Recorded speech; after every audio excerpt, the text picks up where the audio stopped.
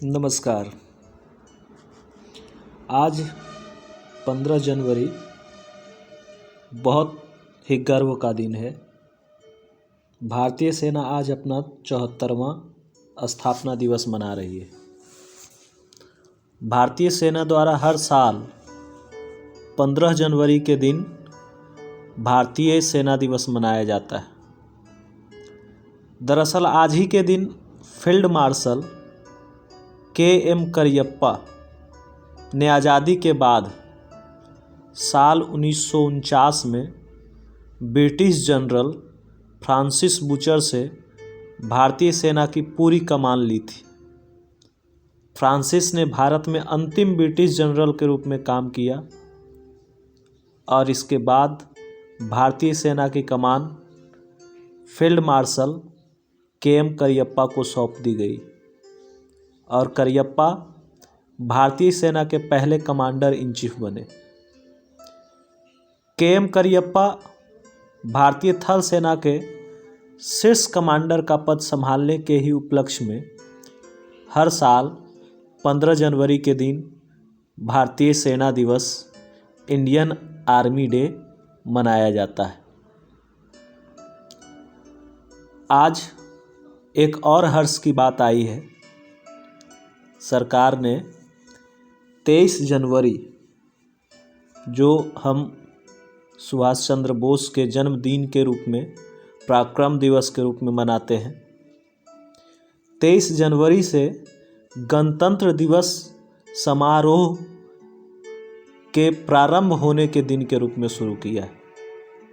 आज से पहले गणतंत्र दिवस का समारोह 24 जनवरी से शुरू होता था, लेकिन सुभाष चंद्र बोस के जन्म दिवस के उपलक्ष्य में इस दिन को अब हम गणतंत्र दिवस के समारोह के प्रारंभिक दिवस के रूप में भी मनाएंगे और इसी दिन से गणतंत्र दिवस समारोह का शुरुआत हो जाएगा।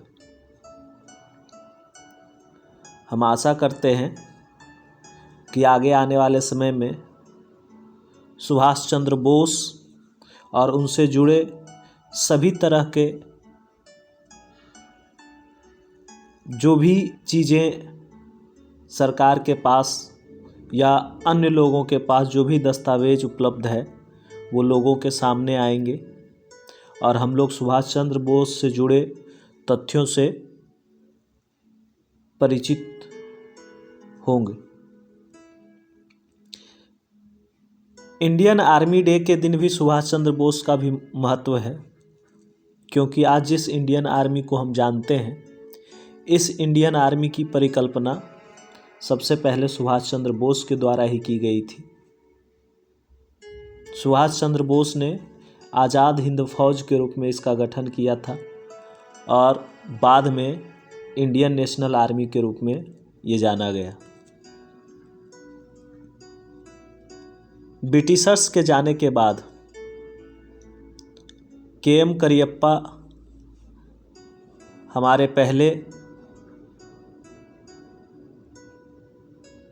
ऐसे चीफ कमांडर बने जिन्होंने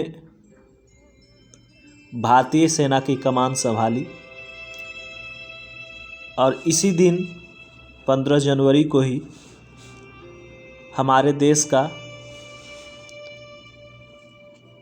इंडियन आर्मी का स्थापना दिवस भी मनाया जाता है। मैं फिर से एक बार आपको बताना चाहूँगा कि भारतीय सेना आज अपना 74वां स्थापना दिवस मना रही है और इसकी ढेर सारी शुभकामनाएं मैं आप सभी को देता हूँ।